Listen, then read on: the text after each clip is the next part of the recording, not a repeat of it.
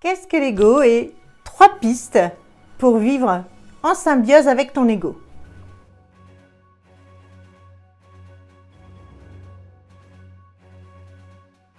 Bonjour, je suis Sylvie Bulot, je suis coach, sophrologue et conférencière.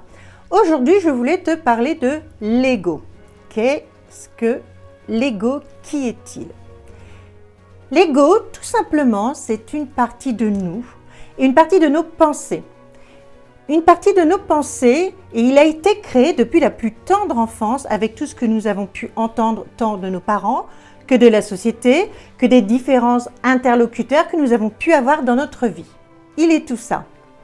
Son job, lui, à l'ego, c'est tout simplement de nous protéger. Il ne veut pas qu'on sorte de notre zone de confort et finalement, c'est lui qui nous amène toutes les peurs. La peur, peur de réussir, peur de parler. Voilà, ça, c'est vraiment son job à l'ego.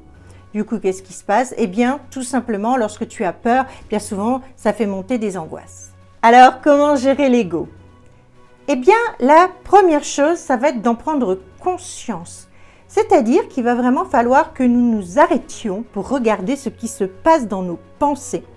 Des fois, j'emploie le hamster qui court dans sa roue et qui répète et qui répète. Ça, c'est l'ego, ok? Ce sont tes pensées, ce sont les angoisses. Donc, la première des choses, c'est de l'observer. Ok, c'est là. La deuxième chose, une fois que tu t'es arrêté, parce qu'il s'agit vraiment d'arrêter et de se poser, d'accord? La deuxième chose, ça va être de ne pas aller à l'encontre et de l'accepter. Parce que dans la vie, tout ce à quoi je résiste persiste.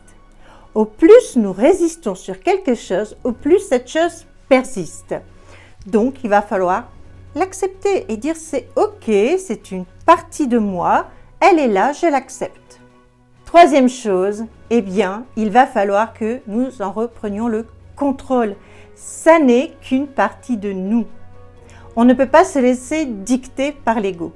Plus facile à dire qu'à faire, oui, peut-être.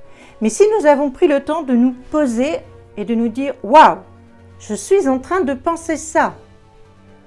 Deuxièmement, de se dire « Ok, j'accepte que je suis une machine à penser, que j'ai 60 000 pensées par jour, j'accepte. » Troisièmement, je ne laisse pas ce conditionnement de pensée décider de ma vie. Tout simplement. Je reprends le contrôle et je dis « Ok, là j'ai peur, là il s'agit d'une angoisse. Qu'est-ce qu'il peut arriver de pire ?» Moi, c'est souvent la question que je me pose et franchement, je vous l'offre. La question, c'est « Mais qu'est-ce qui peut arriver de pire, de plus grave ?» Bien sûr, il y a quand même des situations graves dans la vie, hein, soyons clairs, mais bien souvent, nos pensées, c'est mon Dieu, si mon enfant va là, il pourrait se blesser. Il ne se blesse pas à chaque fois, d'accord? Donc, reprendre le contrôle de ses pensées. Lorsque nous arrivons à gérer cet ego, mais quel bonheur, quel lâcher-prise formidable. C'est un lâcher-prise, tout simplement. Et on peut s'autoriser du coup à créer des choses dans sa vie. Quand je dis créer, c'est pas juste prendre un pinceau, hein, voilà.